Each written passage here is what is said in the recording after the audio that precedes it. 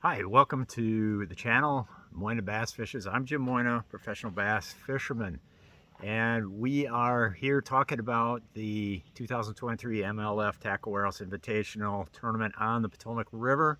Today was the second day. I I finished in 10th place after day one with 16 pounds 10 ounces. Today I weighed 14 pounds 3 ounces, which dropped me to 11th. The top 50 fish on the third day, which is tomorrow, which is a Monday. And so I will be fishing tomorrow. Made the cut. The goal tomorrow, well, it's the same. Bring in the biggest bag you can, the biggest 5 fish limit you can. That's the goal every time you launch the boat in a tournament. So I think I've got I think I got a little better understanding of how I need to time things for tomorrow. Today was, I just feel good about tomorrow. I feel like I know, just have a better understanding of what I should be doing tomorrow, as far as some of the timing and that. But today really caught me by surprise. I mean, the day one, everything just smooth as silk. Everything just smooth. Never had lines tangled. Never had any sort of issues at all. Nothing. I didn't lose any fish. Caught a bunch, and had a nice catch to put me in 10th. Now here's how today started. The second day, I wake up and I'm kind of like, what's going on here?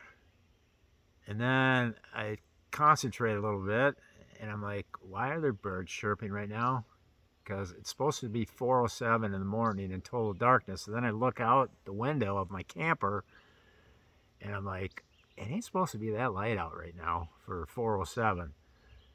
And I just happened to wake up. It wasn't my alarm that woke me up. And the reason why it wasn't the alarm that woke me up, because my alarm was off.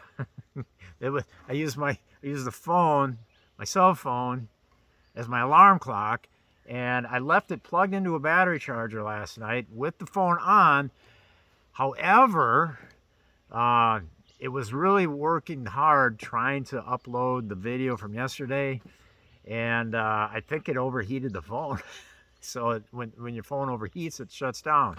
So, or something. For some reason, the phone shut off on its own. Don't know why. It was really weird. I never shut the phone off on my own. So, unless if I accidentally did it. But I do remember when I last touched it last night, I'm like, God, this thing's really, really working hard. She's warm. So, anyhow, however it shut off, it did. And I didn't wake up with the alarm at 4:07. I woke up to birds chirping at 5:07, which put me in total panic mode because blast off is at 6:30. So you think, well, 5:07 to 6:30, yeah, it's still almost an hour and a half. Well, not really, because by the time you just scramble and get dressed and grab a couple of hard-boiled eggs and grab a couple of a banana and something else to eat while you're driving, and unhooking the battery chargers, going to the bathroom, and all that. All of a sudden, it's not an hour and a half to take off. It's, by the time I got here, I'm sure at least 15 minutes went by before I got out of here. But with that said, I did make it. I did get to the launch, got my boat launched, got the truck parked, got all that done, and it was boat 99.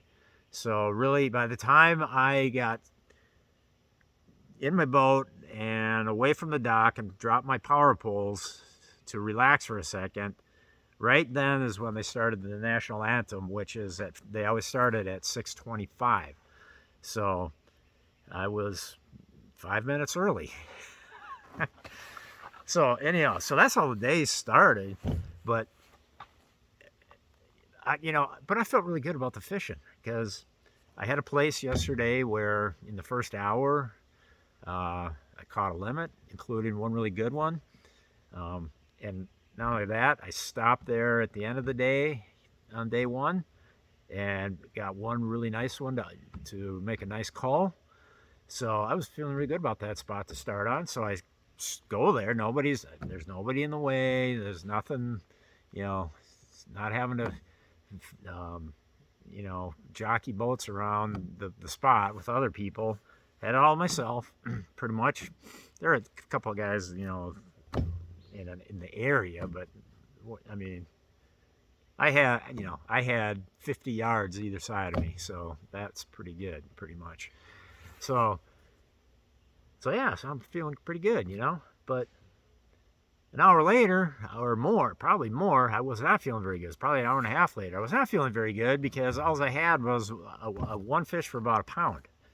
Whereas the day before, I had a full limit, including one, really nice fish. So,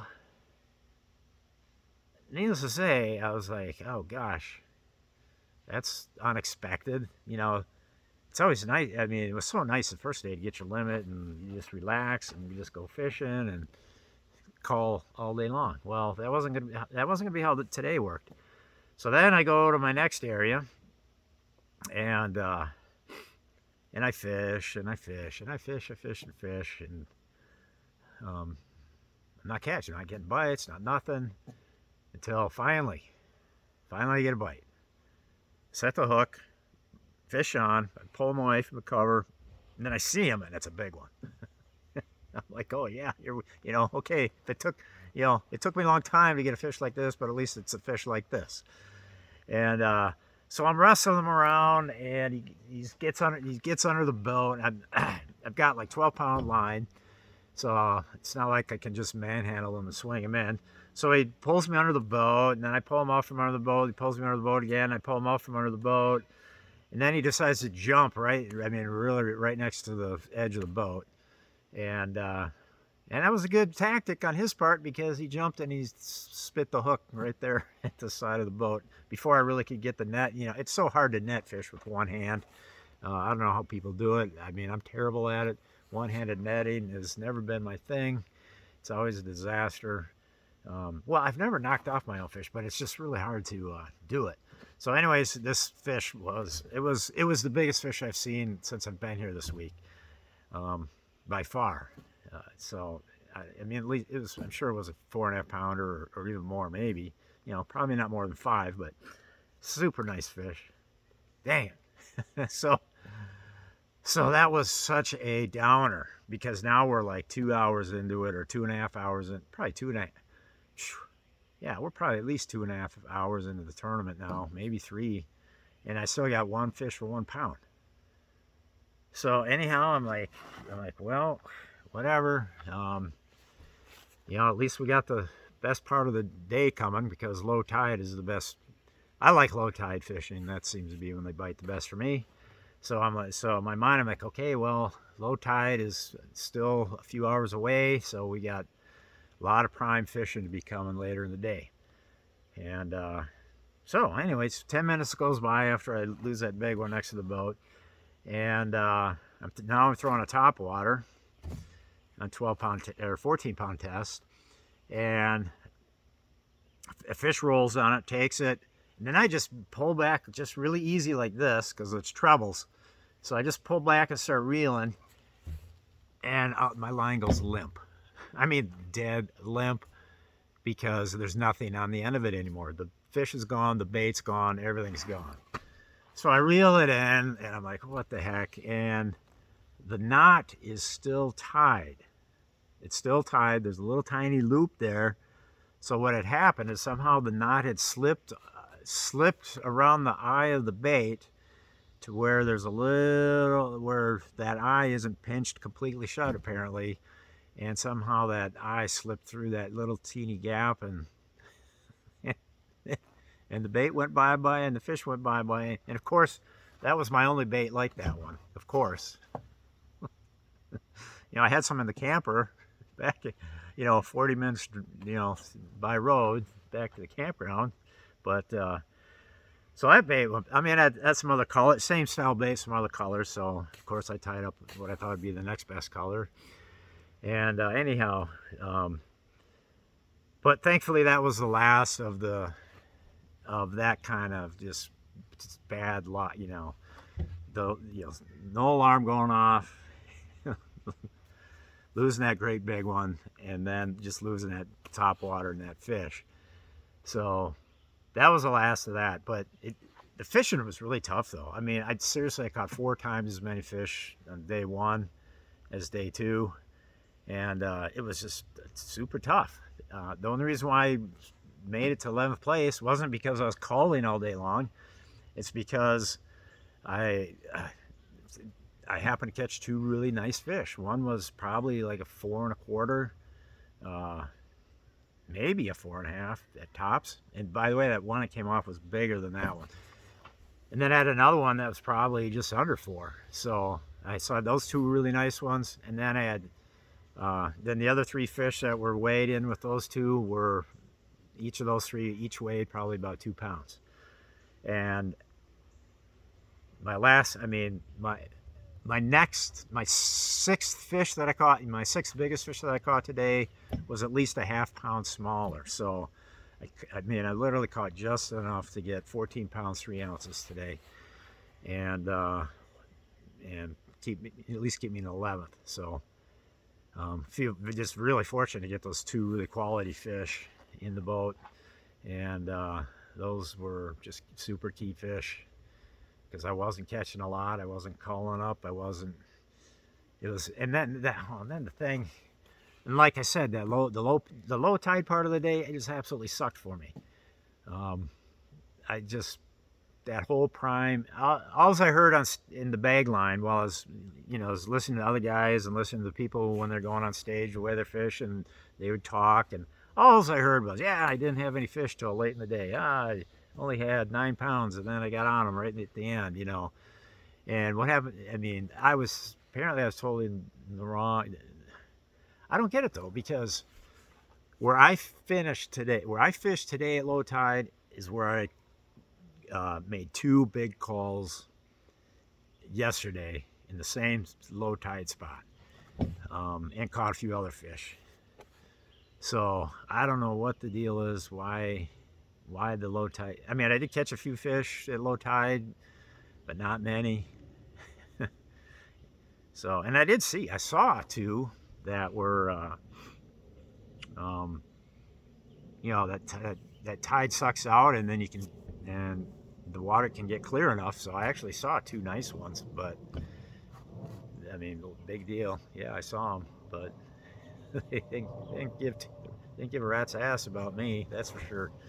In my story and what I wanted to accomplish today, they could care less. They had their own agenda. So, but anyways, that's how the fishing went today. Very fortunate to have 14 pounds 3 ounces, considering just how things went down with the bites and the lack of bites today. Because this is a good river. I really like fishing here. It's a good river. You can catch a lot of fish here when you kind of get in the groove of it. I just, and the fishing was off today. I was talking to, in the bag line, I was standing next to Spencer Sheffield, and him and I talked for a minute, and we both agreed that each one of us caught like 4 times as many fish on day 1 as we did today.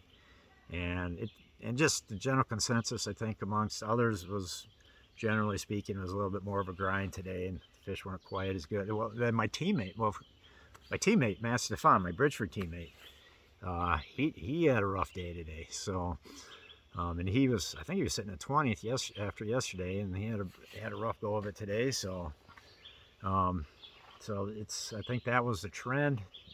And I've always heard this: the second day after the front comes through is the worst day, and this would have been the second day. So we had a front with some thunderstorms and that come through 2 nights ago, and then yesterday we had a lot of wind.